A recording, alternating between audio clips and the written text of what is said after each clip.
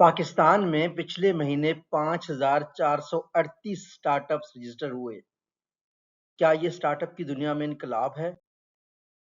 4,323 startups register हुए थे जून में और 5,438 रजिस्टर हुए हैं जुलाई में। ऑलमोस्ट 25.8% का इंक्रीज है एक मंथ में। पाकिस्तान में जो मंथली इंक्रीज है ये लार्जर इकोसिस्टम में कंट्रीब्यूट कर रहा है। अगर देखा जाए फिस्कल ईयर 2025 में 43,000 प्लस कंपनीज रजिस्टर हुए, 24% ईयर ऑन ग्रोथ हुआ है और टोटल रजिस्टर्ड बाय जून 2026 जो कंपनीज थी वो 3,06,15 थी। इससे अंदाजा होता है कि लोग फॉर्मल बिजनेसेस ज्यादा क्रिएट कर रहे हैं। पाकिस्तान में एंटरप्रेन्योरशिप एक मेजर ट्रेंड के तौर पर उभर रहा है।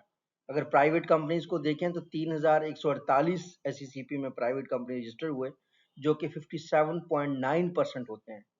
सिंगल मेंबर कंपनीज 2,117 जो कि 38% कंट्रीब्यूट कर रहे हैं। लिमिटेड लाइबिलिटी पार्टनरशिप सिर्फ 2.3% है।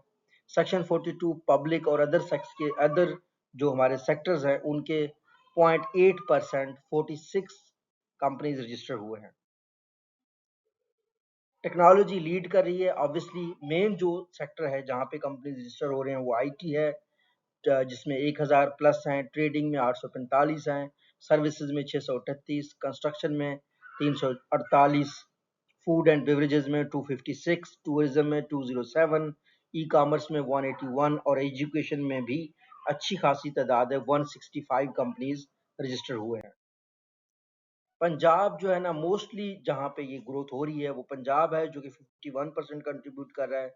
इस्लामाबाद 1000 प्लस है, सिंध, खैबर पख्तूनख्वा और गिलगित जो है ना और बलूचिस्तान आखिर में आते हैं। तो मेन कंट्रीब्यूशन इन कंपनीज की रजिस्ट्रेशन की पंजाब से है। फॉरेन पार्टिसिपेशन विजिबल है। अगर हम देखें 112 new form directors foreign directors लगे हैं, 5 फॉरेन कंपनीज रजिस्टर हुई हैं बिजनेसेस। तो कंट्रीज चाइना से, यूएसए से, अफगानिस्तान से, साउथ कोरिया से, जर्मनी से, यूके से पाकिस्तान में एसईसीपी में रजिस्टर हो रहे हैं। रजिस्टर्ड कंपनी एक स्टार्टअप होता ही होता है, लेकिन उसका एक लीगल स्ट्रक्चर होता है, एक रिपीटेबल प्रॉफिट इंजन होता है। तो ये कंपनी की इनकॉर्पोरेशन जब भी एससीसीपी में होता है एक न्यू एक आइडेंटिटी सॉर्ट ऑफ होती है कंपनी की, और ऑब्वियसली वो एक इकोनॉमिक वैल्यू क्रिएट करता है। फॉर्मलाइजेशन से पाकिस्तान को मल्टीपल एडवांटेजेस होते हैं। सबसे पहले होता है कि सेपरेट लीगल आइडेंटिटी होती है, ओनरशिप होती है कंपनी की, कॉन्ट्रैक्ट कंपनी के नाम पर होते हैं, कॉर्पोरेट बैंकिंग पेमेंट रिकॉर्ड आ जाते हैं, स्ट्रॉन्गर गवर्नेंस आ जाती है और फाइनेंस और इन्वेस्टमेंट का एक रास्ता खुल जाता है। अगर देखा जाए तो इस सारे में डिजिटाइजेशन ने बहुत ज़्यादा कंपनीज के लिए काम आसान कर दिया है। अब 99.9% कंपनीज ऑनलाइन रजिस्टर हुई हैं और इसमें ये दिख जाएगी easy file name reservation incorporation through one digital route. ये एक फास्टर गेटवे है एसईसीपी ने जो इंट्रोड्यूस किया है, जो कि कंपनीज के इंट्रोडक्शन में बहुत आसानी कर रही है। Why does IT produce the most new companies? IT companies में ज्यादा कंपनीज क्यों होती हैं? किसी के जहन में सवाल आ रहा होगा। उसकी वजह यह है कि आईटी में लो एंट्री कास्ट है, ग्लोबल कस्टमर्स मिल जाते हैं, स्मॉल टीम्स होती हैं, फास्ट फॉर्मलाइजेशन होती है। वन ऑफ द रीजंस जिसमें ऑब्वियसली हम लोग सफ़र भी कर रहे हैं कंपनीज वाले के जो टैक्स है वो बढ़ा दिया गया है और मोस्टली फ्रीलांसर्स टैक्स पेयर्स नहीं थे। कंपनी रजिस्ट्रेशन से वो टैक्स पेयर हो जाएंगे और उनके इनकम में टैक्स डिडक्शंस जो है ना वो कम होंगी। नॉन फाइलर्स पे टैक्स 10% बढ़ा दिया गया है। तो इससे अभी ये साबित तो नहीं होता कि कितनी इन्वेस्टमेंट आएगी, कितनी जॉब्स आएंगी, लेकिन ये बात हमें ज़रूर पता है कि जो लीगल रजिस्ट्रेशन है, डिक्लेयर्ड सेक्टर्स हैं, एंटी टाइप्स हैं, रजिस्ट्रेशन लोकस है, जो लोकेशंस हैं वो कंफर्म हो गई हैं। Every few company must survive the execution funnel.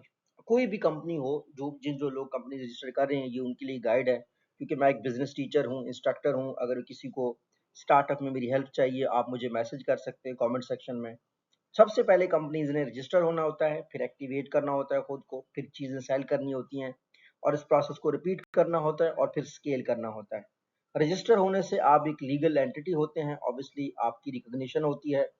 उसके बाद आप बैंक टैक्स पेयर ऑपरेशंस वगैरह करते हैं, एनटीएन बनाते हैं, एफबीआर में जाते हैं, फिर आप चीज़ें सेल करते हैं कस्टमर को, आप रिपीट करते हैं, आपका लॉयल बेस बन जाता है, फिर आपका पीपल सिस्टम और कैपिटल का एक सिस्टम बन जाता है और आपकी बिजनेस चलना शुरू हो जाता है। तो हर कंपनी के लिए ये एक फनल है जिसको उसने फोकस करना है। फर्स्ट 30 डे जो आपने करना है, जितनी भी कंपनी रजिस्टर हो रहे हैं, अगर आपकी कंपनी भी उनमें से है, आपने इनकॉर्पोरेशन ऑफ डॉक्यूमेंट्स ओनरशिप करना है, सेपरेट कॉर्पोरेट बैंक अकाउंट खोलने हैं, कंप्लीट रेलिवेंट टैक्स रजिस्ट्रेशन करनी है, ऑफर्स को अप्रूव करना है, पेमेंट्स प्रोसेस करने हैं, रिकॉर्ड सेल्स कास्ट ऑब्लिगेशन वगैरह भी आपने निभानी है। एक काम जरूर कीजिएगा, एक प्रॉब्लम सॉल्व करने से पहले आपने नाम सेलेक्ट नहीं करना। नॉर्मली वीक स्टार्ट ये होता है कि आप लोगो ऑफिस और होप क्रिएट करें। स्ट्रॉन्ग स्टार्ट ये है कि आप पहले कोई प्रॉब्लम को सॉल्व करें, कस्टमर को फाइंड करें, कस्टमर आपको पेमेंट दे, प्रूफ और एविडेंस हो आपका। एक कंपनी मोस्टली किसी प्रॉब्लम को सॉल्व कर रही होती है। यंग लोग जब भी कंपनीज या स्टार्टअप शुरू करते हैं, ये मेरा एक्सपीरियंस भी है, just for the sake of name सबसे पहले लोगों का सोचते हैं, कंपनी के नेम का सोचते हैं। वो अच्छा स्टार्ट नहीं है। अच्छा स्टार्ट ये है कि आप एक प्रॉब्लम आइडेंटिफाई करें, उस प्रॉब्लम का आप सॉल्यूशन प्रोवाइड करें। That is basically a real start, जिस तरीके से आपको बिजनेस स्टार्ट करना चाहिए। 3 नंबर्स बहुत मैटर करते हैं बिजनेस में, हर स्टूडेंट के लिए, हर एंटरप्रेन्योर के लिए बहुत जरूरी है। मार्जिन, मार्जिन ये होता है कि आपको जब खर्चे आपके पूरे होते हैं तो आपके लिए कितना पैसा बचता है। ये जितनी भी कंपनीज आप रजिस्टर करें उसमें बहुत जरूरी है। दूसरा, आपका कॉस्ट क्या है एक कस्टमर को एक्वायर करने का। आपकी कॉस्ट हमेशा कम होनी चाहिए आपके रेवेन्यू से, ताकि प्रॉफिट आप उसमें से निकाल सकें। और कस्टमर हमेशा रिपीटेबल हो, ट्रस्ट हमेशा कस्टमर का गेन करें, ताकि आपका जो सिस्टम एक जनरेट हो। जब तक आपका सिस्टम जनरेट नहीं होगा कस्टमर के आने जाने का, तब तक जो जो सिस्टम है वो ठीक नहीं होगा, तब तक आप रेवेन्यू जनरेट नहीं कर सकते। 90 डे पाथ है तमाम स्टार्टअप के फाउंडर्स के लिए। जितने लोग पाकिस्तान में स्टार्टअप को रजिस्टर करें उनके लिए गाइड है। डे 1 to 30 आप एक्टिवेट करें अपने सिस्टम को, लीगल सिस्टम को, बैंकिंग को, रिकॉर्ड को। 30 से 60 आप एक ऑफर करें, कस्टमर सेगमेंट्स बनाएं। 60 से 90 में रिपीट डिलीवरी करें, मैयर करें यूनिट इकोनॉमिक्स को, और 90 डे में स्केल करें। अगर आपका वो प्रोडक्ट नहीं चल रहा, पिविट करें। कैपिटल वेस्ट कभी भी मत कीजिएगा। एक बुक है मेरे इंग्लिश चैनल के ऊपर, द लीन स्टार्टअप, उसको लाजमी देख लीजिएगा। स्टार्टअप्स को चलाने का वो बेहतरीन तरीका है। Students can serve the 5438 company opportunities. हाँ जी, हमारे स्टूडेंट्स हैं, जॉब ढूंढ रहे हैं, definitely company setup, compliance support में आप हेल्प कर सकते हैं। बुक कीपिंग, मैनेजमेंट रिपोर्टिंग में, डिजिटल सेल्स में, बिजनेस रिसर्च में, ऑपरेशंस में, एचआर में, मार्केटिंग में, डॉक्यूमेंटेशन में आप लोग अपनी स्किल्स इन कंपनीज को दे सकते हैं। मिस्टेक्स मैं हमेशा बताता हूँ जो कि कभी भी यंग लोगों को या कंपनीज को नहीं करने चाहिए। कोई भी आप एक्सपेंसिव पेपर वर्क जब करते हैं तो डेफिनेटली पर्पस ये है कि आप उसको सस्टेनेबली चला सकें, रेवेन्यू कमा सकें।